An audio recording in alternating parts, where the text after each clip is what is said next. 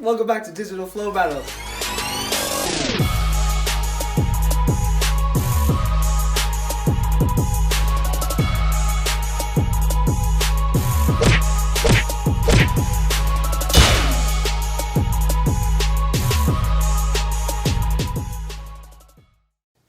Yo guys, welcome back to Digital Flow Battles. I'm Quinn. I'm Daniel. And I'm Tucker. And we run Freerunning.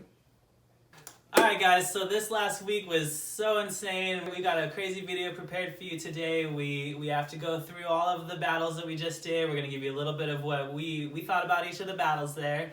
We're going to give you the results and kind of some of the behind the scenes on what happened all throughout the week. We had 4 awesome matchups and we couldn't have expected any better results than this. There are so many votes, probably over 1,000 total, maybe close to 1,500. So it's just been really crazy to see, and we're excited to see where this all goes. Okay, so first up, we got Josh Malone versus Gage Cordolfer, and both 2 California guys. And one thing I do want to say is that the way we set up the bracket and everything was just kind of like randomized. So a lot of the matchups you see are like, we didn't really plan on that happening. So yeah. This move is so interesting. So cool, yeah. Yeah, we use like coffee grinder into a pendulum side. Yeah. It's a really nice touch that he had the beginning of this line posted on his Instagram, but then he came in with a variation for the competition. Mm-hmm. There's a little bit of surprise there on that. Yeah, definitely. I did enjoy a lot also about how like he didn't really push through with just like difficulty. He used a lot of like creative entrances and creative exits out of his moves. Mm-hmm. And that just it just shows that you don't really have to use big moves to like create a really nice, unique, clean line. You just gotta like have your own like style chosen out and what you want to do and stuff. It doesn't always require like difficulty. Yeah, and again, like one thing about Josh is this, like, you know, like watching that line, it's his line. He has such a distinct style that he has about him. I feel like he could probably like wear one of those like weird like president masks, you know, like for Halloween, like the Halloween mask, and then do some movement, and I would still be like, oh yeah, that's Josh. Yeah, right yeah, there, because they're just the way You that don't he need to- moves. Yeah. You don't need to know who the athlete is if you But saw it would the just movement. be like you know who it President Bush doing free-running. Look at George Bush. Oh, is that Dub? Oh, Tag Dub. All right, Collins. He could be George W.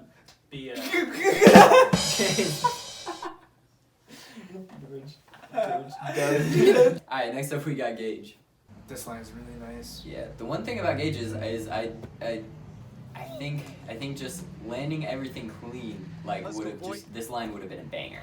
Yeah, with everything landing. Especially that move right there where it's like the broken move. I don't know exactly what broken it was, but yeah. Then the dub side. I do commend you for really trying to get that double side and pushing for that like difficulty. That's awesome. Yeah. Now here's the thing about that is that all of the lines are really fresh. Nobody's really seen any of the other lines, so none of the athletes really knew what the difficulty was coming into this first round. So some athletes chilled on it a little bit more. Some athletes really went in and went as hard as they could, and you don't really know what kind of competition you're up against until it happens. But I think it's going to start developing through the rounds a lot more, and everyone's going to keep stepping up their own level until hopefully we're at the finals. Yeah, true.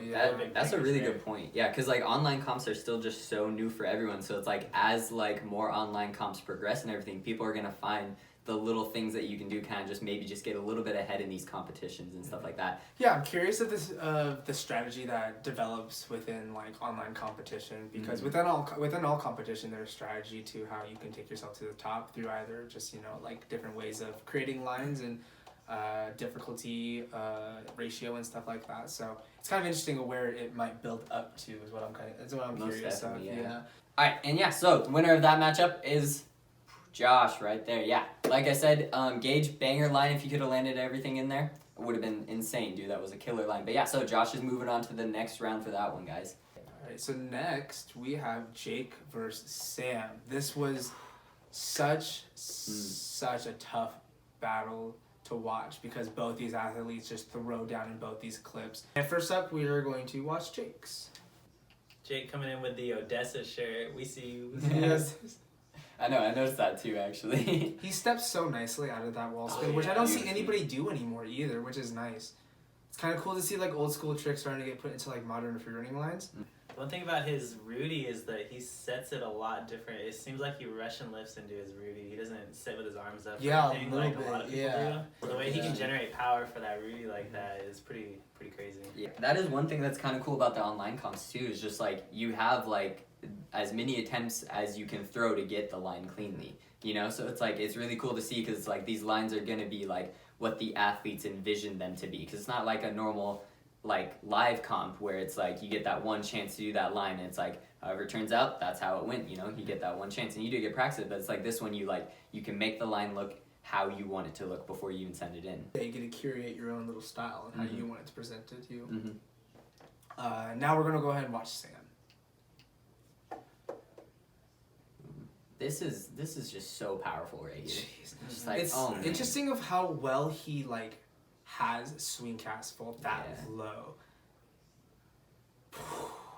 The one thing the one thing that's really cool about both of these athletes is just how well they can control all these insanely difficult tricks. You know? And connect them all into a line. Yeah, because these are all things that like even like 2 years ago you'd only be seeing as like single tricks, but now these people are doing like these kids are doing it in lines and connected and stuff. But the thing is like looking at both their lines, like did you see any uncontrolled or low landings? No, not at all. No, like each one was just stomped out, very clean landings, very solid lines. So for that one, we actually did see an interesting split on the voters. The people that were voting for Jake tended to be more of a flow-centric style, a lot of good transitions and really creative people, and the people that ended up voting for Sam were a lot more based on bigger tricks, difficulties, maybe single trick posts, that kind of thing. And it's kind of interesting to see where our community lies on all of that. And so the winner of this round is Sam Weissman. Woo! Congrats, man. Good job, boys. All right. Our next matchup is between Seth Rugi Ravi Riapino, hope I'm saying that all correctly too, and then between him and Ethan Guzman. And one thing I want to say before we actually watch this one is there was a little bit of a mistake on our end in posting the videos. Ethan's line was actually in full slow-mo and it cut off some of his line at the end there too. People started messaging us and I really appreciate all those people who did that. If there ever is a mistake on Ethan, yeah, get it to us, comment on it, like make sure it's known to us so we can help fix it as soon as possible. I would like to say a special thank you to Seth and Ethan for both like just working really well to help us fix that mistake. We got another post up right away with the full line. We recorded the votes and made it sure that we could tell if anyone wanted to change their votes. They were able to do that. We'll be able to see the different accounts and stuff like that. Super nice between both of them to just really work with us through that. Yeah, we really appreciate you guys. All right, up first we're going to go ahead and watch Seth's line. Oh, this start though. To the pop. Yeah, Oh! banging start. So beautiful. Right into the swing cork too. I know the safety cork. I really like that. Really good beginning combination. Yeah. What I really enjoy about Seth's lines is the amount of space he travels throughout them. You know, he can take this like very, very well spread out spot and find ways to connect them in the lines. So that part where he like does the step backflip off the little like post thing. He put a post on his Instagram. I know that you saw it where he like wanted to show what he was doing. He was actually going to pop side out of that, which would have been a crazy addition. I really wish I would have seen him. Really big ups on even being able to like land in that position because in all honesty, I've tried these out before and I've done it before. Landing with 1 foot on 1 foot off, it's an awkward feel of how you hold your legs and stuff, you know. And the landing itself is just weird. Okay, now we're gonna go ahead and watch Ethan's line. That just straight up, the connections of this kid is just absolutely amazing. Dub, move straight out of that dub. It was very nice. He has a very like his own creative style. He has moves that he has chosen, like the one where he puts his leg up over the ledge. Yeah. Oh, that last move was so sick to watch. Okay, and we're gonna say this right now. Ethan, for sure, I've said this 1,000 times, had the best ending, like, thumbnail. That high five, man, it makes me want to give you a high five, dude. That was so, I love it, man. You're smiling and everything. Well. It's so good, dude. I love it. Honestly, I can't think of any break and flow he had in that line. No, like, it was constant. The whole time it was constant movement, just flowing through the whole thing. It was very nice. Yeah, and once again with him too, each thing had a purpose to set up for that next move of where he was going to. It gives the whole line a different kind of flow, and everything is always constantly moving because it's always setting up for the next thing. Nothing is ever stopping. It's always moving. That's just really nice to see. The crazy thing that you can see in this battle here is that Seth is actually Ethan's teacher at one point there, so you can kind of see they both train endurance and like longer lines, and that's kind of a mindset that both of them have.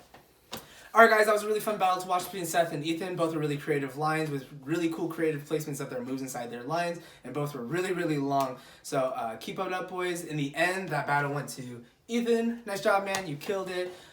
Keep up the positivity. Also, Seth, really good job on your line. You know, we really wish we would have seen the final parts of some of those moves, but in the end, in a total, the line was awesome, dude. And now for our final matchup of week 1, we have Armin versus Denali. Both of their starting thumbnails are just like beautiful pictures in general. They're so nice. They look really, really nice. The settings of them are... You're a beautiful picture. We love you.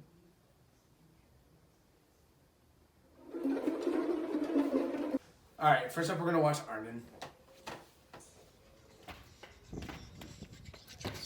Super clean connection from the side switch to the gate there. I do enjoy the way that he just caught his hands there in the corner to like make sure that he like whipped around to his side to make sure you go in the right direction. I do see like a lot of like hand placements that just seem kind of like unnecessary for the landings. It'd be better if maybe he just had his hands up to go into that next connection. But the moves there are difficult, and so like with difficult moves come risk, and sometimes you gotta be prepared for those risks, and so yeah. It really does seem kind of like he's almost in a little bit of a hallway through his entire line, so a lot of the flips that he does, he doesn't have any kind of fall back area or any over rotation exit or anything like that, so that was a really nice use of his environment. Alright, and now for Denali. Can I just say that this first connection right here is just a very difficult connection.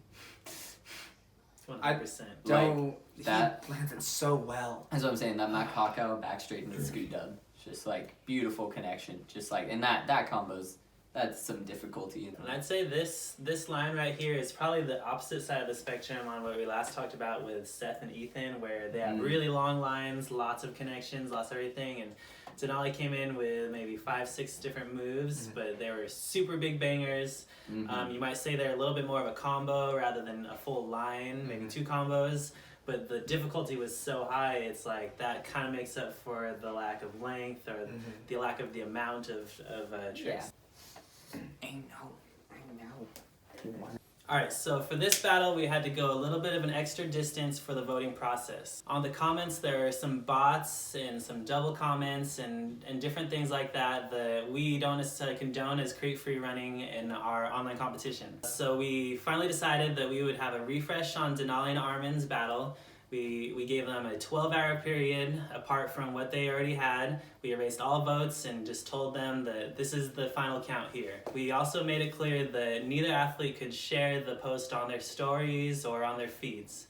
Now, on the second round of voting, we did see there were a few more of these types of accounts, which proved to us that maybe Armin wasn't the one associated with these bot votes, and we never want to point the finger at any of our athletes. We want our athletes to feel like they're represented, so we decided that it's not his fault, and even though he has these guys voting for him, he has a whole community of friends that maybe they had other things to do with it, and we decided to give him the benefit on the doubt on this one.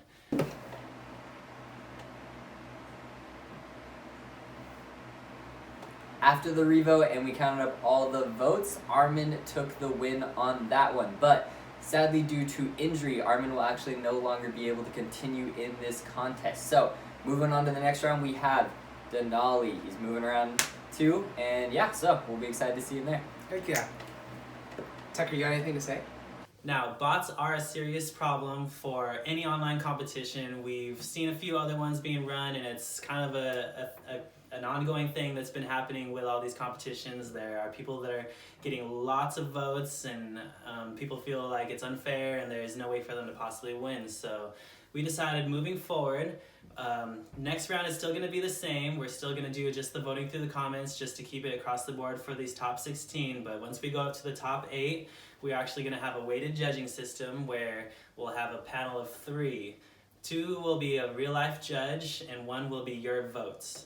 So this is our 3 judges panels, 2 celebrity judges, which we'll announce in the future, and then the voting will only count for 1 of the votes. That way it's a 1/3 chance for the viewers to sway the decision. If both of the judges are on opposite ends, then the viewers are the final decision on who makes it to the battle. We decided to go this route because we wanted to equalize everything as much as possible and make sure that it was fair for everybody competing.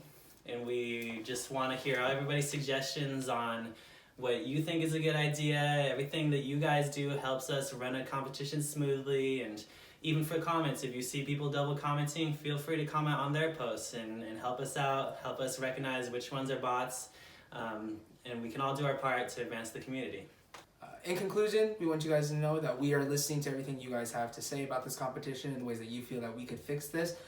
We are addressing all problems as they come towards us. We want you guys to know that we aren't really doing this for ourselves or self-gain towards Crete. This is directly to give the community something fun, entertaining, and a new way to compete. And we think that's just a fun way to give you guys an opportunity to view athletes around the world, and then also just be able to give competitors the opportunity to show their best selves throughout their lines, giving them a different way to put together lines.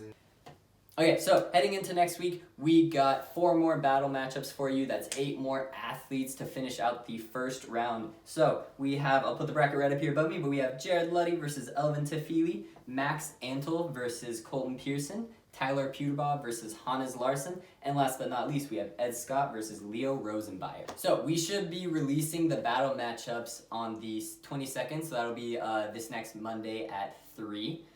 So make sure you guys are on the lookout for that. We'll be posting all the battles on Instagram again. We're going to keep the voting still again for this week, and we'll enter in the weighted voting once we start in round 2 after we get all the athletes through this first round here. All right, well, thanks again for watching this week. We had awesome battles, and we can't wait up until next week for the Crete Digiflu. See you next week. Woo!